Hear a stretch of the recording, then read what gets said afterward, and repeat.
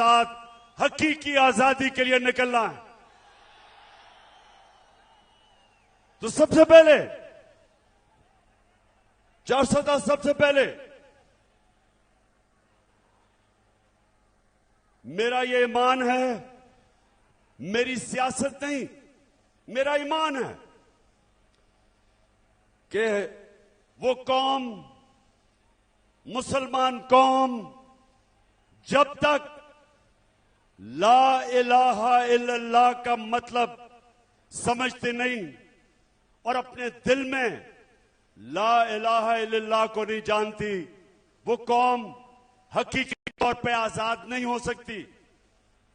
جب تک وہ جو اللہ سے دعویٰ کرتی ہے کہ اللہ تیرے سوا ہم کسی کے سامنے نہیں جھکیں گے، یہ دعویٰ ہوتا ہے آزادی کا.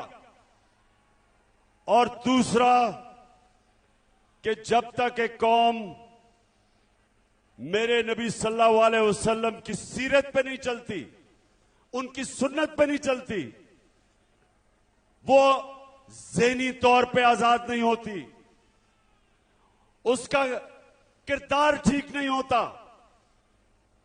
جب تک وہ سیرت نبی پہ نہیں چلتی، میرے نبی کی سنت پہ نہیں چلتی، اندرونی طور پہ وہ قوم آزاد نہیں ہوتی.